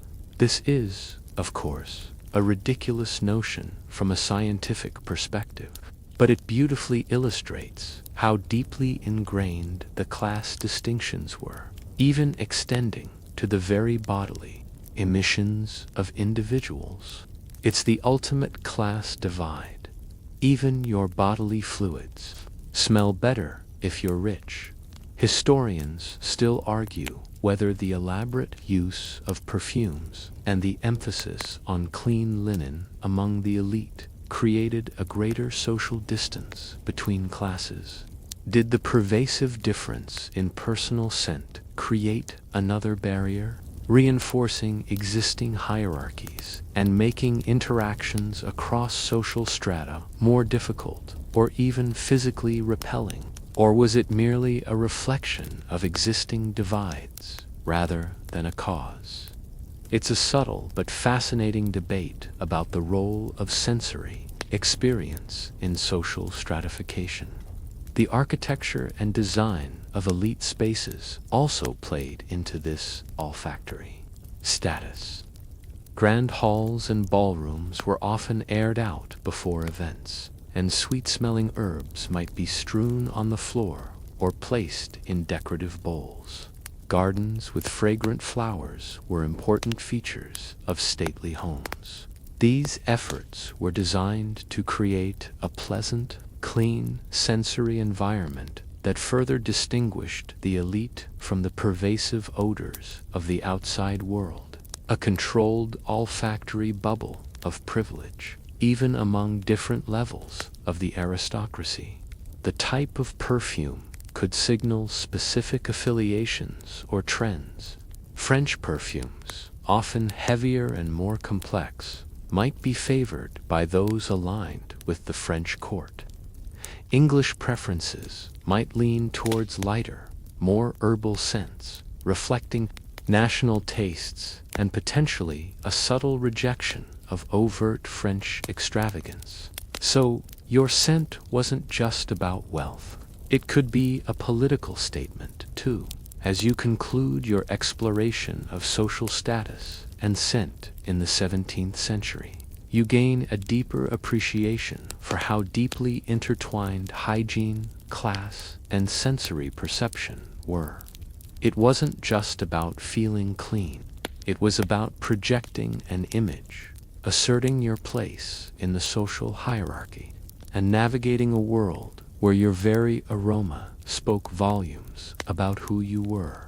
And as you imagine the rich tapestry of smells, from musk and rose to sweat and damp earth, you realize that the nose, in this era, was just as much a tool for social navigation as the eyes or ears. It makes you wonder what subtle olfactory cues you might be missing in your own modern interactions.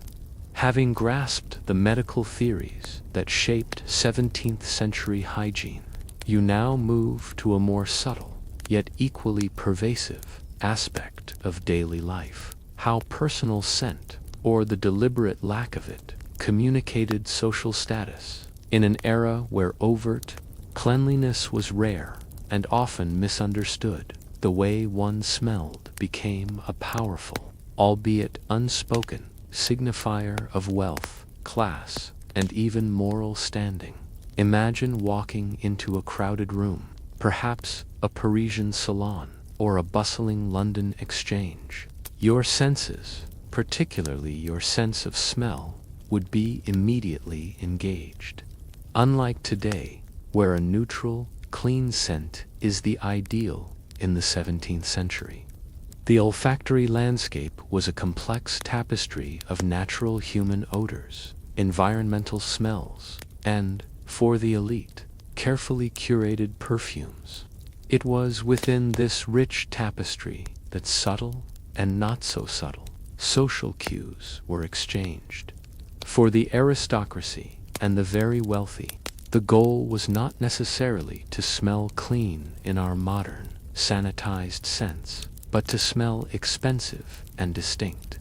This was achieved through the lavish use of imported perfumes and scented products. As we discussed, France was a burgeoning center for perfumery, and the use of musks derived from deer, civet from civet cats, ambergris from sperm whales, and exotic floral essences like jasmine, rose, and orange blossom was widespread. Among the elite, these were incredibly costly ingredients, often imported from distant lands.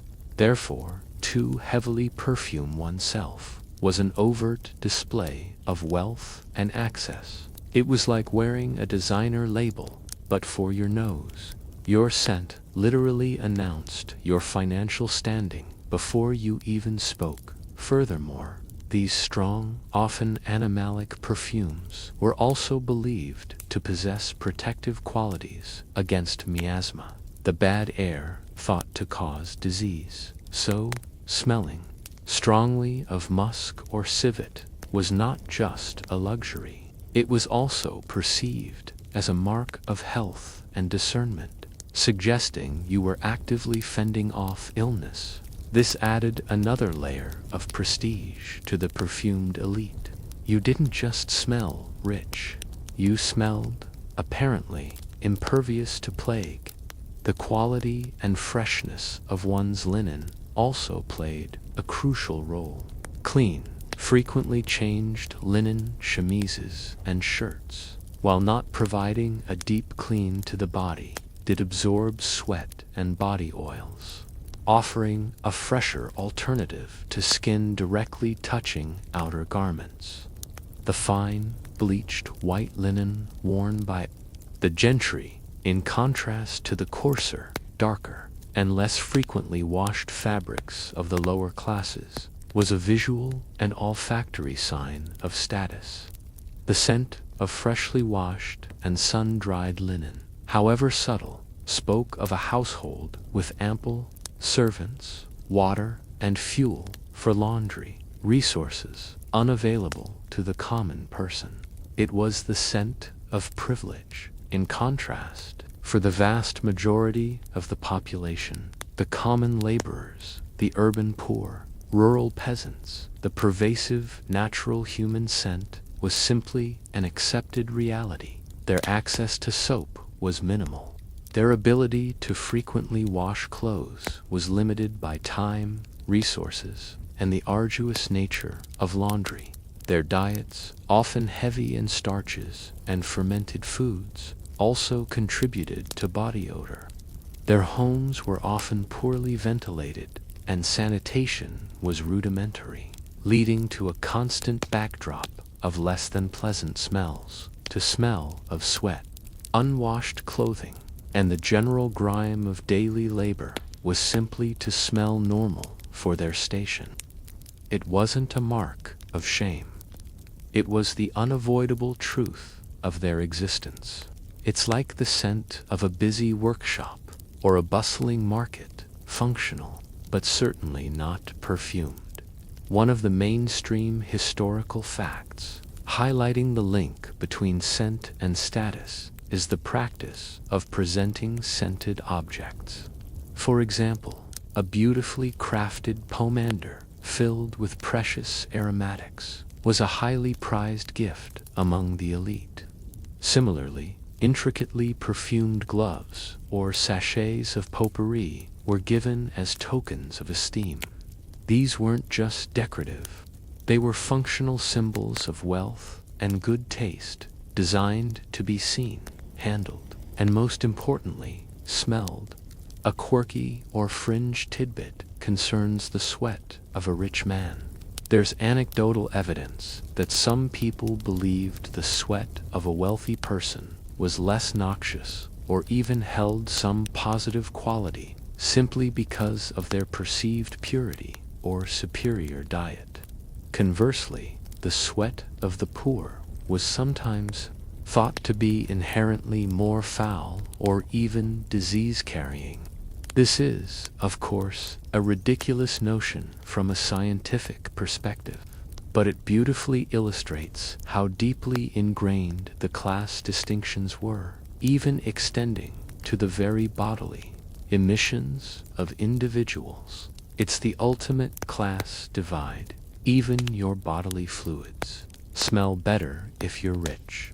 Historians still argue whether the elaborate use of perfumes and the emphasis on clean linen among the elite created a greater social distance between classes. Did the pervasive difference in personal scent create another barrier, reinforcing existing hierarchies and making interactions across social strata more difficult or even physically repelling? Or was it merely a reflection of existing divides rather than a cause? It's a subtle but fascinating debate about the role of sensory experience in social stratification.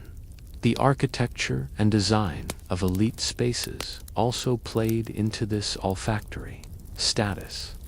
Grand halls and ballrooms were often aired out before events, and sweet-smelling herbs might be strewn on the floor or placed in decorative bowls. Gardens with fragrant flowers were important features of stately homes. These efforts were designed to create a pleasant, clean, sensory environment that further distinguished the elite from the pervasive odors of the outside world. A controlled olfactory bubble of privilege, even among different levels of the aristocracy. The type of perfume could signal specific affiliations or trends. French perfumes, often heavier and more complex, might be favored by those aligned with the French court. English preferences might lean towards lighter, more herbal scents, reflecting national tastes and potentially a subtle rejection of overt French extravagance. So, your scent wasn't just about wealth. It could be a political statement too, as you conclude your exploration of social status and scent in the 17th century. You gain a deeper appreciation for how deeply intertwined hygiene, class, and sensory perception were. It wasn't just about feeling clean. It was about projecting an image, asserting your place in the social hierarchy, and navigating a world where your very aroma spoke volumes about who you were. And as you imagine the rich tapestry of smells, from musk and rose to sweat and damp earth, you realize that the nose, in this era, was just as much a tool for social navigation as the eyes or ears. It makes you wonder what subtle olfactory cues you might be missing in your own modern interactions. Having explored the often overlooked realities of children's hygiene in the 17th century, we now turn our attention to an intriguing and often rather unappealing aspect of the era's approach to personal care: the surprising reliance on animal byproducts. In a world without advanced chemistry, nature's larder, including its more visceral offerings, provided many of the ingredients for cleaning, perfuming, and even treating the body. Imagine trying to formulate a cosmetic, a hair pomade, or even a rudimentary soap without the benefit of a chemical supply store. You'd look to readily available natural resources. And in the 17th century, animal products were abundant and widely used. This meant that many of the toiletries and remedies you'd encounter would contain ingredients that might induce a slight shudder. One of the most mainstream uses of animal byproducts was in the creation of basic soaps. While true, refined soaps were rare and expensive, simpler versions often relied on animal fats, specifically tallow-rendered animal fat, usually from beef or mutton. This tallow would be combined with lye derived from wood ash through the process of saponification to create a coarse, often unpleasant-smelling soap. This soap was primarily used for laundry or heavy-duty cleaning, not for delicate skin. However, for those who could afford it, more refined soaps, like the famed Castile soap made with olive oil, were preferable. But even these might be mixed with animal fats to increase bulk or firmness. The scent of a 17th century soap, even a relatively good one, might still carry a faint, greasy undertone from its animal fat base. Beyond soap, animal fats were crucial for hair pomades and skin balms. We touched upon hair pomades earlier, often made from bear grease or lard, mixed with perfumes. These were used to style hair, add shine, and, as an added benefit, provide a greasy base for powders, treating chapped lips or soothing minor irritations. These preparations were more about lubrication and protection than deep cleansing. Imagine rubbing rendered bacon fat into your hair. That's pretty close to the reality. Then there are the truly fascinating, if somewhat repulsive, ingredients used in perfumery: musk, civet, and ambergris. These weren't just animal byproducts. They were animal secretions. Musk, this highly prized, intensely aromatic substance, comes from the dried glandular secretions of the male musk deer. It has a powerful, often animalistic, fecal odor when raw, but when diluted, it becomes warm, sweet, and incredibly complex. Unpleasant-smelling paste secreted by the anal glands of the civet cat. Like musk, when diluted and used in small quantities, it adds a warm, sensual, and long-lasting note to perfumes. Ambergris, perhaps the strangest of all. Ambergris is a waxy, solid substance formed in the digestive system of sperm whales, often found floating on the ocean or washed up on beaches. Its raw scent is marine and fecal, but as it ages and cures, it develops a sweet, earthy, musky aroma, highly valued as a fixative and an individual perfume note. These three substances were incredibly expensive and were the hallmark of high-status perfumes in 17th century Europe, particularly in France. Their inclusion meant your perfume lasted longer and smelled more complex, signifying immense wealth and sophistication.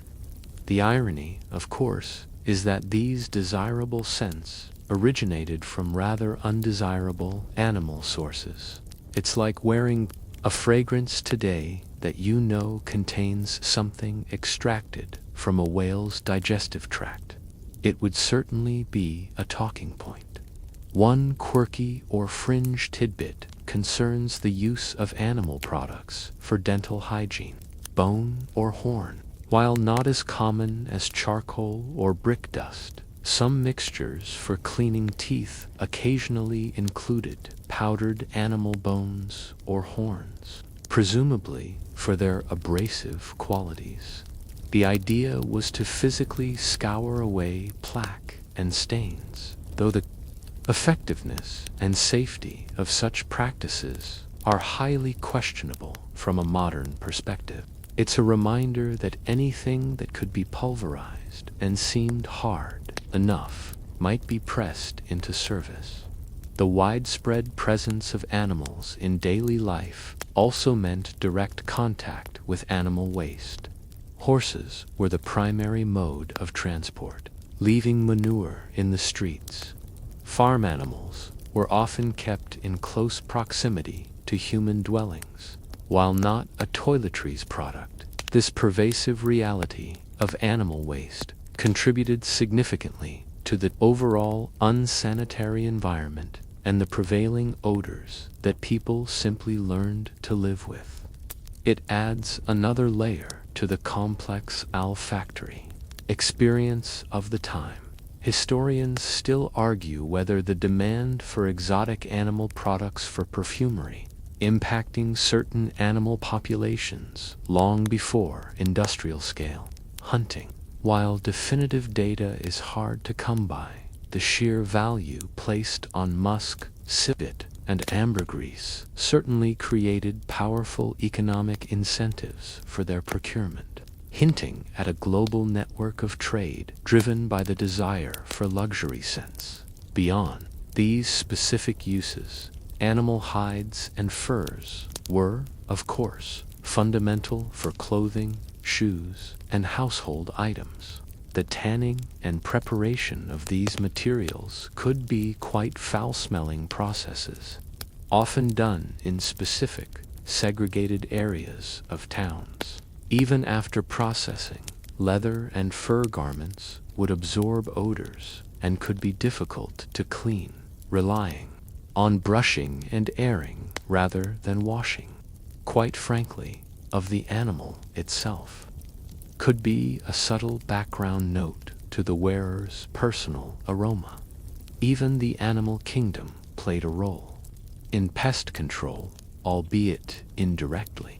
Cats were valued for catching rodents and dogs for various purposes. However, these animals also contributed to the overall lack of hygiene if not properly managed, bringing in fleas, dirt, and leaving their own waste. It was a symbiotic, but often untidy, relationship. As you consider the omnipresence of animal byproducts in 17th century hygiene and toiletries, you realize how deeply integrated human life was with the natural world, even its less glamorous aspects. Their ingenuity, born of necessity and limited scientific understanding, led them to utilize every available resource. The distinction between what we consider clean and dirty was far blurrier, and the ingredients in their perfumed pomades might very well have made a modern chemist raise an eyebrow, if not a hand, to their nose. And as you imagine the process of extracting civet from a civet cat, you feel a profound gratitude for the sterile laboratories and synthetic fragrances that populate your bathroom cabinet today. We've journeyed through the general landscape of 17th century hygiene, from personal habits to peculiar ingredients. Now, let's consider how these practices varied across different strata of society and, significantly, between urban centers and rural life. The picture of cleanliness we've built so far is largely influenced by what we know of the wealthy and the court. But step away from the grand houses and bustling city streets, and you'll find that hygiene in the countryside, while equally distinct from modern norms, had its own unique challenges and adaptations. Imagine first the urban dweller. Whether in Paris or London, cities were dense, often chaotic environments. Housing, even for the middling classes, was often cramped, with multiple families sharing small dwellings. Animal waste. The air was thick with the smells of horse manure, human excrement, decaying refuse, unwashed bodies, and the effluvium of various trades like tanning, butchery, and brewing. For the urban poor, hygiene was a constant battle against overwhelming odds. Access to clean water was limited, often requiring long trips to communal pumps or wells that might themselves be contaminated. Soap was a luxury they rarely, if ever, afforded. Their clothing was typically coarse wool or linen, rarely washed, accumulating grime and odors. Public baths were gone, and private washing facilities were non-existent. Their bathing might involve splashing water from a shared bucket, or simply wiping down with a damp cloth. Overcrowding meant that diseases, exacerbated by poor hygiene, spread rapidly through these communities. The body odor that the wealthy masked with perfume was, for the urban poor, simply the inescapable scent of daily life. Their hair and bodies were likely a constant home to lice and fleas, a reality they simply endured. It was a life lived in constant proximity to filth, where cleanliness was an aspirational concept rather than an achievable state. Now, shift your perspective to the rural peasant. Life in the countryside presented a different set of challenges and, surprisingly, some advantages when it came to hygiene. Wells less contaminated than their urban counterparts. This might mean slightly more frequent washing, especially of hands and faces, particularly after working in the fields. However, the nature of rural work meant constant exposure to dirt, mud, and animal waste. A farmer or peasant's clothes would be perpetually stained with earth, animal manure, and sweat. Laundry, while perhaps utilizing cleaner water sources, was still an incredibly laborious process, limited by time, effort, and fuel. So, while the water might be purer, the sheer volume of daily grime meant true cleanliness was still elusive. Rural areas, while often less dense than urban slums, frequently involved close proximity to livestock. Animals might be housed under the same roof as humans, or in very nearby barns. This meant a constant presence of animal smells, insects, and associated waste. While this sounds unhygienic, the open air and less concentrated populations meant that some airborne diseases might spread less rapidly than in crowded cities. However, diseases transmitted through contaminated water or directly from animals were still a significant threat.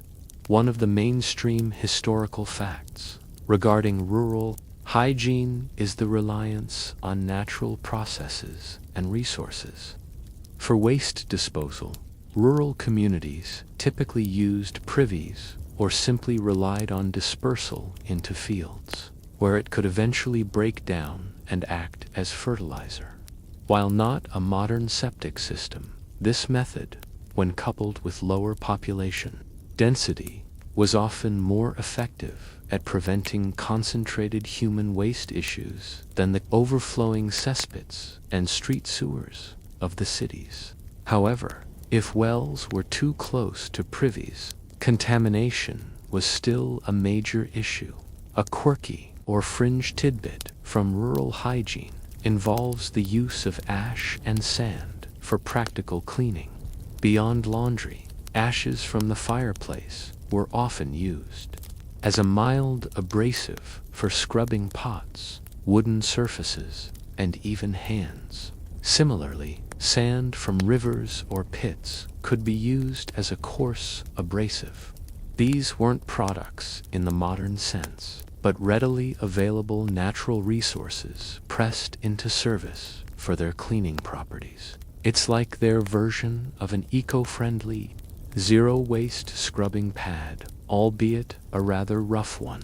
Historians still argue whether rural populations, despite their seemingly dirtier lives compared to urban elites, might have enjoyed certain health advantages due to cleaner air, less concentrated populations, and potentially purer water sources for drinking.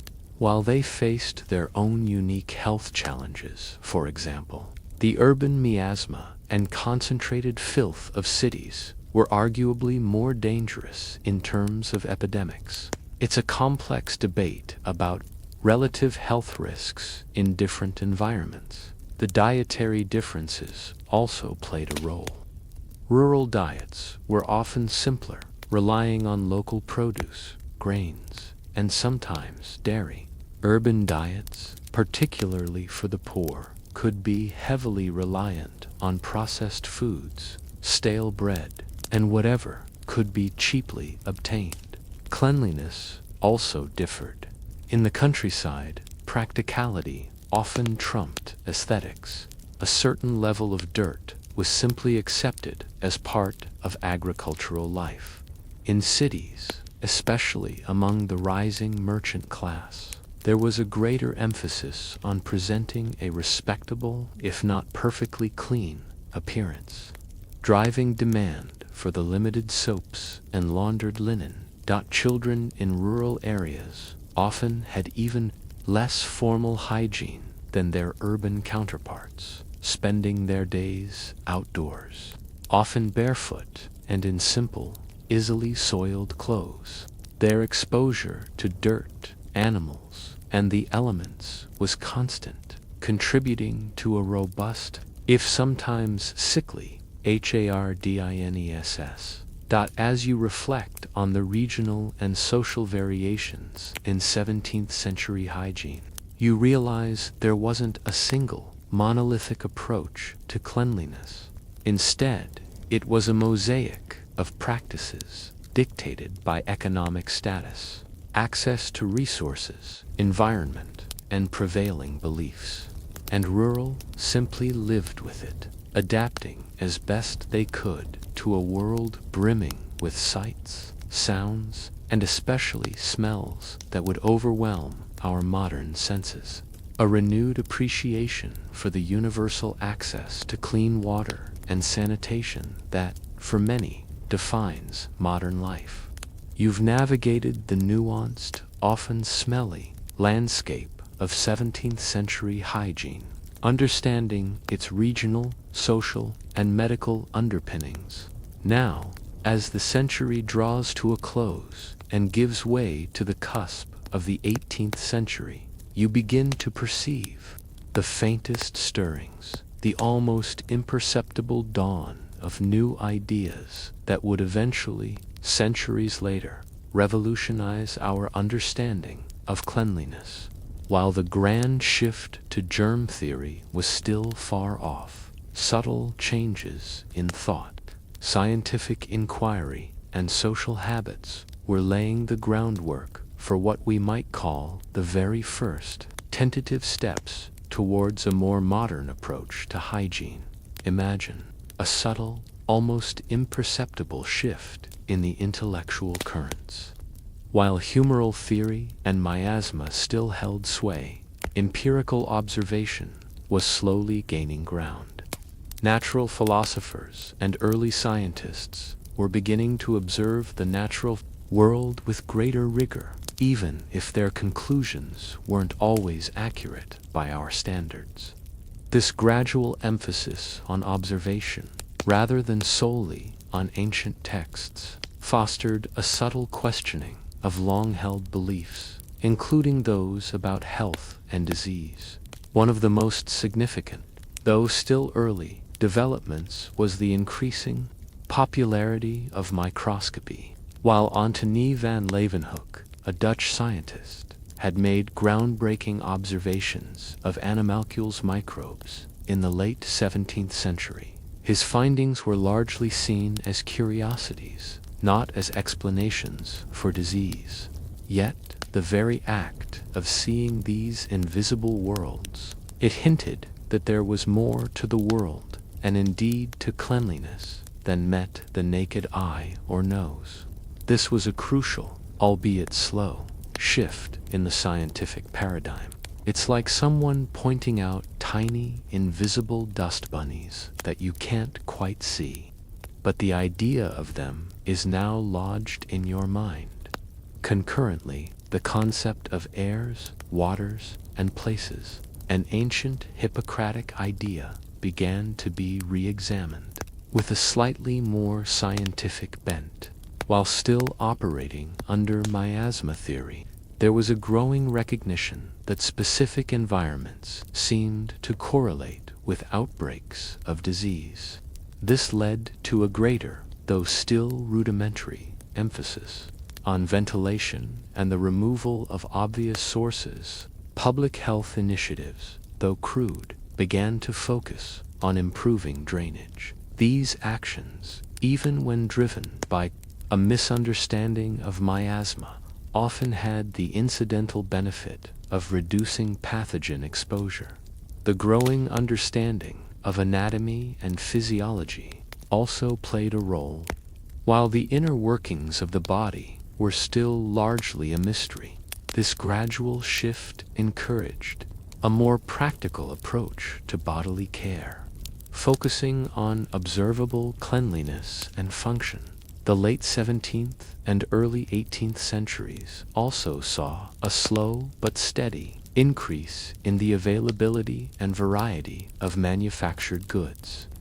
While soap remained expensive, there was a gradual expansion of soap-making enterprises, particularly in port cities with access to imported oils. This meant that while true soap wasn't yet universally affordable, it was becoming less of an extreme luxury and more accessible to the burgeoning middle class. This subtle increase in supply, though not yet a revolution, gently nudged society towards a greater potential for cleanliness. One of the mainstream historical facts pointing to this dawn of modern ideas is the increasing emphasis on personal accountability for hygiene among the burgeoning middle classes. While the aristocracy maintained their perfumed masks, the middle class began to associate cleanliness, even if superficial, with respectability, hard work, and moral uprightness. This wasn't about germ theory, but about social presentation. A tidy home, clean, or at least frequently laundered linen, and a relatively neat appearance became markers of upward mobility and good character. This social pressure, perhaps more than scientific understanding. Hygiene manuals or etiquette guides. These publications, aimed at the aspirational middle classes, sometimes included advice on personal grooming, albeit still reflecting the limitations of the era. They might offer recommendations on washing hands and face, changing linen, or discreetly dealing with bodily functions. While still far from comprehensive health guides, they illustrate a growing public interest in personal presentation and, by extension, a desire for improved cleanliness. It's like the very first influencers, but instead of hawking face cream, they're suggesting you don't pick your nose in public. Historians still argue whether the Enlightenment's emphasis on reason and empirical observation, which began to gain traction in the late 17th century, directly influenced these early shifts. in hygiene practices, or if the improvements were more a result of gradual economic and social changes. Was it a top-down philosophical movement inspiring new habits, or a bottom-up response to changing material conditions? It's a complex interplay, but the intellectual climate certainly became more receptive to new ideas. The design of domestic spaces also began a slow evolution. While proper bathrooms were centuries away, there was a gradual move towards more functional spaces for washing within larger homes, rather than relying solely on bedroom basins. The concept of a dedicated scullery or washroom, separate from the main living areas, began to emerge, acknowledging the messy realities of laundry and other domestic cleaning tasks. This slow architectural shift laid the groundwork for future developments in household sanitation. Even the understanding of disease, while still rooted in miasma, began to incorporate rudimentary notions of contagion, distinct from just bad air. Informal quarantine practices and a greater emphasis on isolating the sick, while not yet germ theory. It was a step towards understanding that physical contact and infected materials played a role, subtly nudging practices towards more careful handling of the ill and their belongings. As you stand on the precipice of the 18th century, you feel the subtle currents of change. The profound ignorance of the microscopic world still dominates, and true cleanliness as we know it remains largely a dream. Yet the seeds of inquiry, the nascent scientific curiosity, the social aspirations of a rising middle class, and the gradual improvements in manufacturing and public infrastructure are all beginning to coalesce. It's not a revolution yet, but it's the quiet hum before the storm, the first faint light of a new dawn. You realize that sometimes the most significant changes begin not with a bang, but with a barely perceptible whisper of shifting ideas.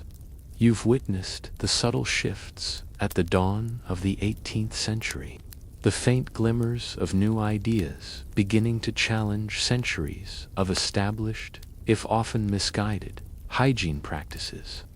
Now, as our journey through the history of 17th century cleanliness draws to a close, let's reflect on the enduring legacies of these past habits and how they, in turn, slowly but surely paved the way for the routines we consider entirely normal today. You'll see that the path from pervasive odors to pervasive cleanliness was long, winding, and filled with unexpected detours. Imagine the echoes of those 17th century realities still reverberating through the subsequent centuries. The concept of using strong perfumes to mask body odor, for instance, didn't vanish overnight. For generations, heavy fragrances remained fashionable, even as more effective cleaning methods became available. It took a long time for the ideal scent to shift from exotic and overpowering to fresh and subtle, a transition directly linked to the increasing affordability and efficacy of soap and bathing. The very term eau de cologne, literally water from cologne, emerged in the 18th century as a lighter, more refreshing alternative to the heavy musks, indicating a nascent desire for a less oppressive personal scent. The emphasis on clean linen also left an indelible mark. Even today, the feeling of fresh sheets or a crisp, clean shirt is synonymous with cleanliness and comfort. This deeply ingrained association stems directly from an era when changing your linen was often the closest you came to a full body wash. The linen shift or shirt was the original clean layer, a concept that gradually evolved into our modern understanding of underwear and clothing. Hygiene. You might still have that subconscious satisfaction of slipping into a freshly laundered shirt, a distant echo of its historical significance. Consider the layout of your modern home. The dedicated bathroom with its running water, flushing toilet, and dedicated space for personal washing is a direct counterpoint to the scattered basins, chamber pots, and outdoor privies of the 17th century. The slow, gradual development of plumbing, sanitation systems, and the very idea of separating waste from living spaces is a monumental legacy of trying to overcome the sheer omnipresence of filth from that earlier era.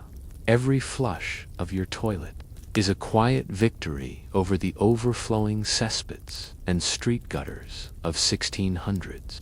Paris and London, the societal attitudes towards body odor also endured.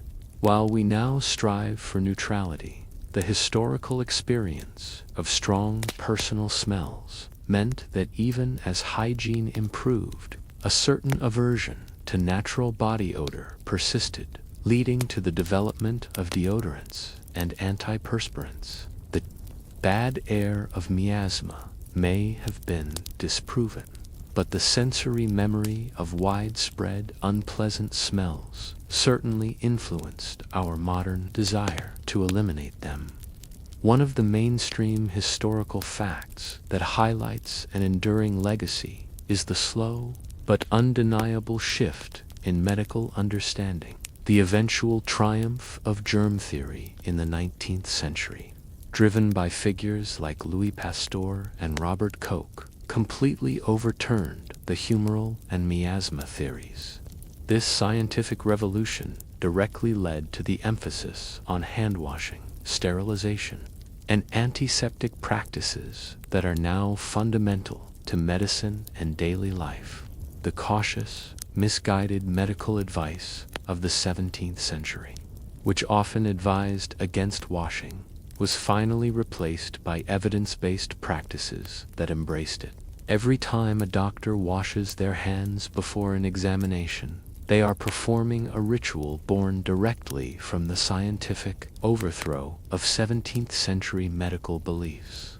A quirky or fringe tidbit demonstrating an enduring legacy, albeit a subtle one, is the lingering psychological association of certain smells with dirtiness. Even if they are natural, the very scent of unwashed skin, even if not truly harmful, can trigger a primal aversion in many modern individuals. This is not just a biological response. It's a cultural one, shaped by centuries of living in highly aromatic environments, and the subsequent drive towards a more neutral, sanitized, olfactory experience. Your brain has been conditioned by generations of evolving hygiene. Historians still argue whether the extreme discomfort and pervasive illness of earlier centuries were necessary catalysts for the eventual public health reforms of the 19th century. Did humanity have to endure centuries of widespread disease and poor sanitation to truly appreciate and invest in the solutions that would eventually emerge? Or could progress have been more rapid without the ideological barriers of humoral theory and social resistance? It's a profound question about the pace of human progress and adaptation. The professionalization of various lakes prosots roles also speaks to an enduring legacy. The 17th century barber surgeon, who might pull teeth or cut hair without much understanding of hygiene, slowly evolved into distinct professions: the dentist, the surgeon, the hairdresser, each of these fields informed by new scientific understanding, incorporated rigorous hygiene protocols, a complete transformation from their rudimentary beginnings. Consider the role of public infrastructure. The rudimentary cesspits and open sewers of the 17th century gradually gave way to enclosed sewer systems, water treatment plants, and waste disposal services. This massive investment in public health infrastructure, a cornerstone of modern urban living, is a direct response to the overwhelming challenges of sanitation faced by earlier generations. Every time you turn on a tap and clean, potable water flows out, you are benefiting from centuries of learning from the unpleasant lessons of the past. Finally, the very concept of privacy in bathing and bodily functions, which largely emerged in the wake of the public bath decline, became deeply ingrained. The modern bathroom is a private sanctuary. This shift from communal, sometimes public, functions to individual, secluded rituals is a profound cultural legacy of the era we've explored. As our journey through the boring history of 17th century hygiene comes to a close, you are left with a powerful realization. The routines you take for granted, the daily shower, the clean clothes, the fresh breath, are not universal or timeless. They are the hard-won achievements of centuries of scientific discovery, social change, and immense practical effort. The pervasive odors, the constant battles with grime, the widespread disease, these were the realities for our ancestors. Their world was intensely sensory, a constant reminder of the physical body and its emissions. Our world, by contrast, is often sanitized, deodorized, and largely stripped of its natural human smells. You now understand that cleanliness is not just a biological state, but a cultural construct, constantly evolving with our knowledge, technology, and social values. The faint, sweet scent of your own soap, the soft rustle of your clean sheets, the refreshing feel of running water. These are not just simple comforts. They are the quiet triumphs over a past that was far smellier, far grittier, and far more challenging than you could have ever imagined.